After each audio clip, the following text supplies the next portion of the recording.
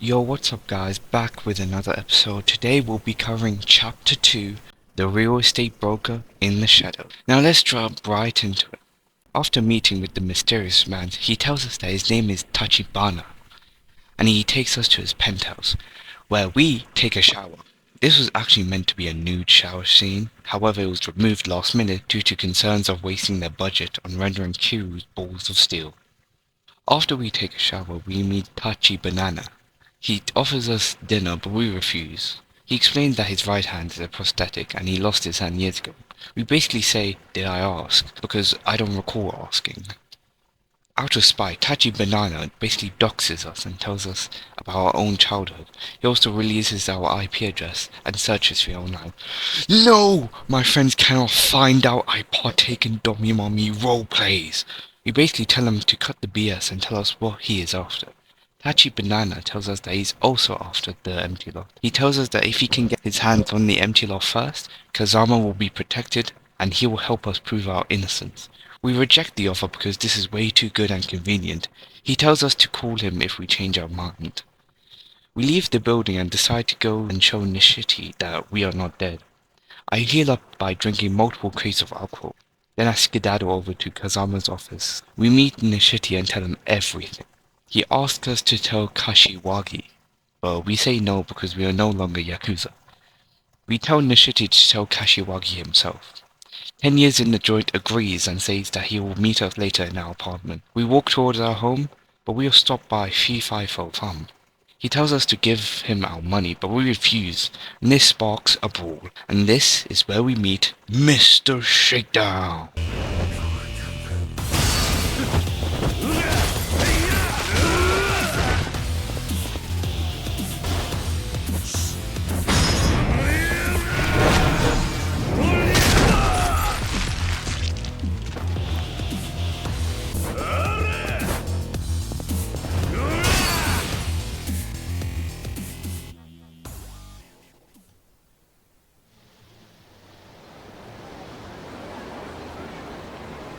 Once we beat him, he tells us that he's letting us off the hook.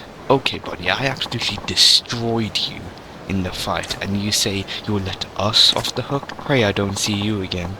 We reach our apartment and Nishiti lets himself in.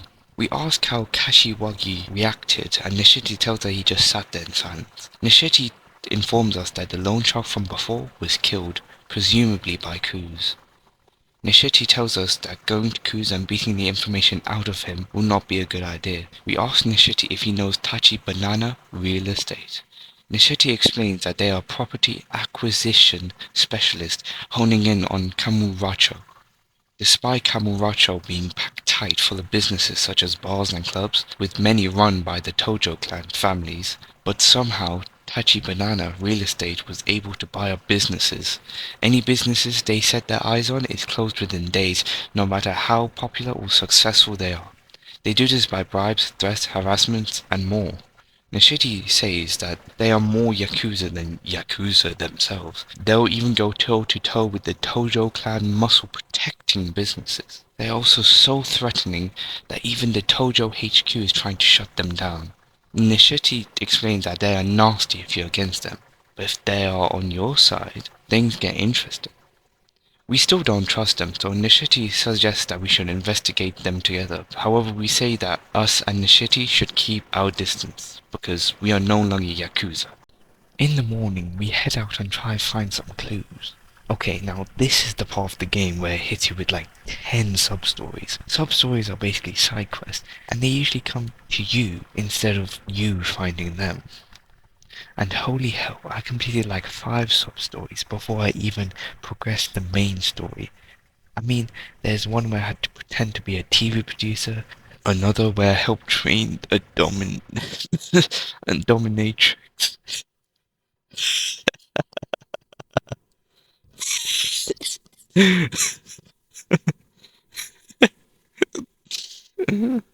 Why are we training in the children's park? Same here, buddy.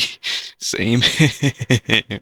Another subquest where I had to stop a bunch of high school girls from selling their underwear. Just remember that a large group of people sat in a room, viewed these sub-stories, and said, yeah, this will work. I mean, these sub-stories are worth it though, because they do give cool rewards such as charismatic autobiography, which makes enemies stronger and more aggressive. So I recommend getting the game yourself and explore these sub-stories yourself because some are, well, interesting. After those shenanigans, we try to look for a business that was recently bought out by Tachi Banana Real Estate in order to find some of Tachi Banana's guys. However, as we are walking there, we meet the man Brackus. I still can't pronounce it, sorry, but Branch. I gotta call him Branches now. We asked what is going on, but he told us to zip it and watch.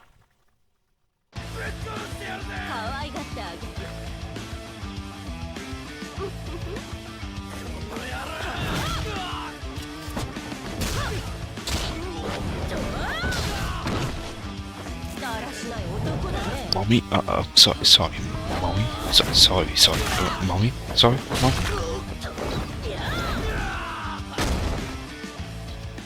That's rad.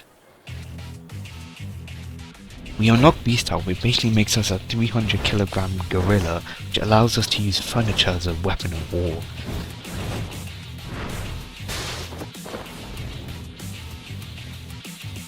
After all that, we continue our way to find the business owner. We try and ask some questions, but this silly Yakuza keeps interrupting us. Hold on. Let me sort him out real quick.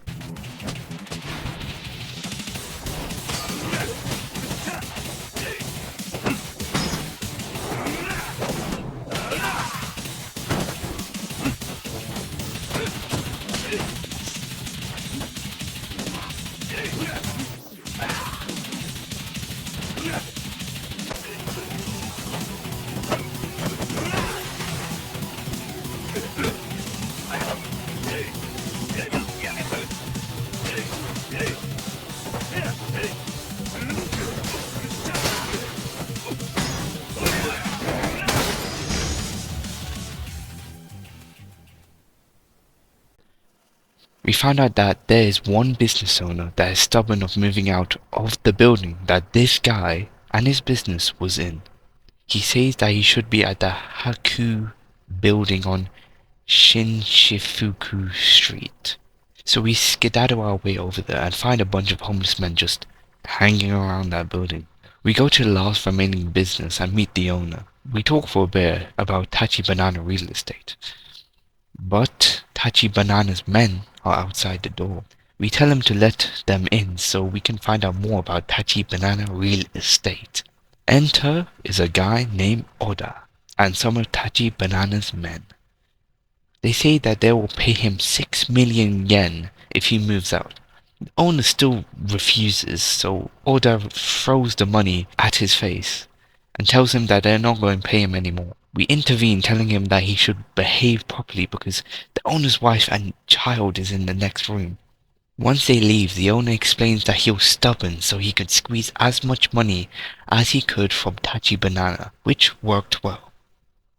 We exit the building where we see one of the homeless men and ask where are his friends. He explains that they're doing another job for Tachi Banana. We decide to find these other homeless men to discover more about Tachi Banana Real Estate. While I am trying to find one, I get jumped by another sub-story. Basically, I am stopped and searched, and the game tells me which item I should give to the police officer. Let's give him the pocket tissues, ignoring the copious amount of lethal weapons and drugs I have in my back pocket. After that, we find the homeless men at a public park. They agree to tell us everything they know if we get them some alcohol. We agree and head out to get some alcohol. However, each guy wants a different beverage, so we have to hunt down these different items. While I was finding them, I get demolished by Mr. Shakedown, help a little boy get his Nintendo game back where the reward is a literal katana, I learn some moves from Branches, and finally get the alcohol and give it to the homeless men. By the way, if you give the guy who asked for the champagne a golden champagne instead of a regular one, you get an achievement. They tell us to head to the Champion District, as this is where Tachibana's men are most likely to be. We meet the men and Oda asks why are we sniffing around so much. We tell him that his boss, Tachibanana, tries to recruit us. So we did a little digging before we decided. Oda confirms with the boss and tells us to meet Tachibanana at his place again. We head over there only to be met by resistance from Oda and his men. Once we beat them, we find out that Tachibanana was testing us. We ask why is he doing all of this. He explains that the Tojo clan's power is inside the city, and he plans to break it open.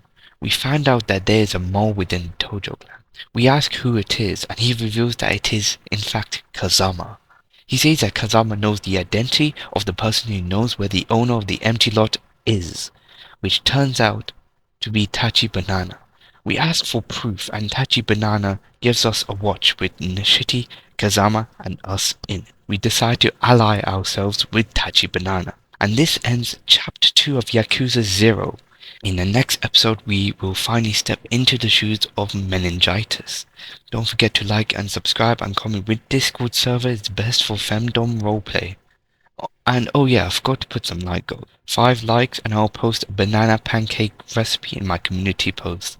100,000 likes and I'll fight the legions of hell. 1 million likes and I'll talk to a woman. Anyway, that's it from me. I'll see you in the next episode. Peace. Hello guys, Editing Cat Blast here. I apologize for the shitty quality, shitty video quality, the crap frame rate. I'm sorry, I was trying out this new screen capture thing, screen recorder called Outplayed. Yeah, it was kinda ass. To be honest, it really sucked ass. To be honest, there was like, what, 6 hours of recording? I know. Like, still, bro, it should be able to record. Because with Xbox Game Bar, it requires like maximum 2 hours per session. But I'll stick with Xbox Game Bar for now. But yeah, I apologize again. Next episode, it should be good. Hopefully, pray. But yeah, I'll see you in the next episode to make up how put up a really cool fighting montage. Anyway, now I'll see you in the next episode. See ya. 素直に愛な